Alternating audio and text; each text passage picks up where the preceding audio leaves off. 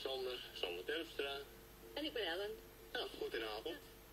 Dat was echt een heel mooi song. Een liedje. Dat was echt een heel mooi liedje. En ja, jullie zijn hier. En wat doen jullie in het dagelijks leven? Ja, in het dagelijks leven ben ik geen muzikant. Ik werk.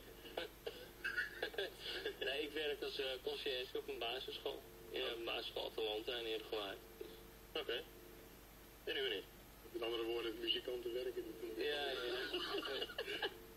Ik heb een eigen bedrijf en ik heb een vloeronderhoud. Mag ik er reclame voor maken? Ah, Dat is een grap. Liever niet, ja. En ik werk in het bedrijf. nou, dus jullie kennen... En waar kennen jullie elkaar van? Want ik weet Dat is een goeie, ja. Ja, jullie werken bij elkaar, dat begrijp ik dan. Zijn ook nog getrouwd met elkaar zelf. Zo. En dan, ja, hoe bent u dan erbij gekomen? Nou, maar jij u. Ja. Nou ja, wij zijn elkaar eigenlijk deze zomer tegengekomen op een tuinfeestje. En ja, we speelden eigenlijk heel veel dezelfde liedjes. En het klikte gewoon heel erg goed met de stemmen bij elkaar. Dus nou, sindsdien zijn we een beetje meer liedjes aan het repeteren gegaan. Dus we hebben nu een heel leuk repertoire samengesteld. En hoe zijn jullie dan op de naam gekomen? The Visitors. Goeie vraag, hè? Ja, nou ja, eigenlijk bij ons eerste gezamenlijke optreden werd dat gezegd door het publiek. Nou ja, dat vonden ze wel een leuke naam, denk ik. Dus nou, die naam hebben we maar gehouden. Dus eigenlijk is jullie naam, toen jullie bij elkaar gekomen zijn, door het publiek uitgekozen. Ja, daar komt het eigenlijk wel op neer. Ja, Nou, ook een leuke manier om aan je naam te komen.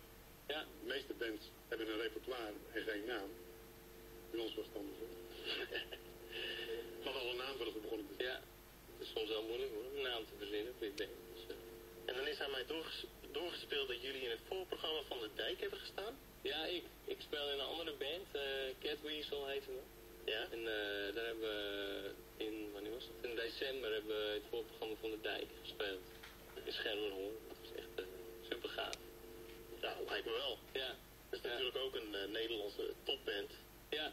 Ja, het is echt fantastisch om mee te maken. Heel groot podium en ja, alles wordt gewoon perfect geregeld. Geluid en alles. Dus, Ja, en in plaats van dat je zelf wat regelt, sta je nu gewoon voor een heel groot publiek dat eigenlijk voor iemand anders komt. Ja. En jij staat gewoon even ja. te vinden. Ja. Ja. Ja, nee, maar het publiek vond ons ook wel leuk, denk ik hoor. Dus, ja. Ja, dat zal ook wel, want ik genoot ook al van dit liedje. Dus. Ja, ja. Ja, dan heb ik een vraag. Ik zag iets bij jullie over volgende week. Ja. Over de Dag van de Liefde. Wat gaan jullie doen? Nou, een goede vriendin van ons, die als het goed is aan de boksen gekluisterd zit, die stelde voor om een Valentijnsconcert te doen. En normaal gesproken zingen wij samen, en ik niet samen, in een kerstgroepje. En dan oefenen we van september tot de kerst. En dan zingen we met kerst zingen we een aantal concerten. Ja, Sander kwam er in rust. Sander is er dit jaar dus ook bijgekomen. En meestal na de kerst, dan is het helemaal stil, dan gebeurt er helemaal niets meer met muziek in mijn leven. En toen hebben wij besloten om dus inderdaad dat Valentijnsconcert te gaan geven op Valentijnsdag. En nou, dat steken 3 keer in de week oefenen. Ongelooflijk leuke en lieve liedjes zingen. Dus, ja, het is eigenlijk En dan, jullie hebben dus net een eigen liedje gespeeld. Ja, En jullie gaan nu dus een ander liedje spelen, van iemand anders. ja, een liedje van de Eagles. Van de Eagles. Ja, Dat heet Tequila Sunrise. Tequila Sunrise. Ja. Nou, dan wil ik wel eens horen wat jullie... daarvan bakken. Ja. Voor de oudjes om.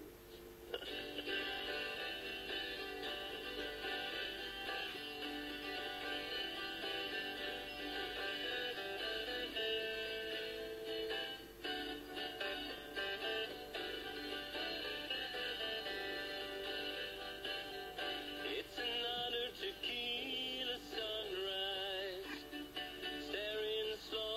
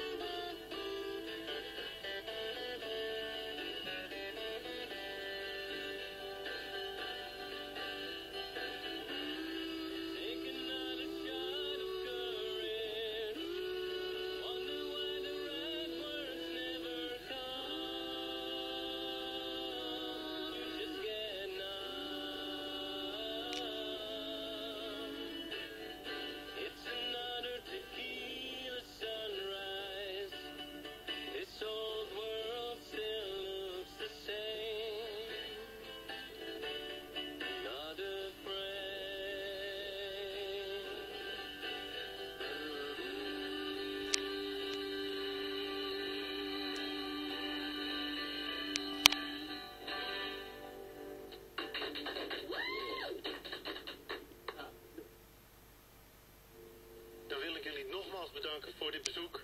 En echt heel mooi gespeeld. En dan gaan we nu luisteren naar Party Shaker van Rio.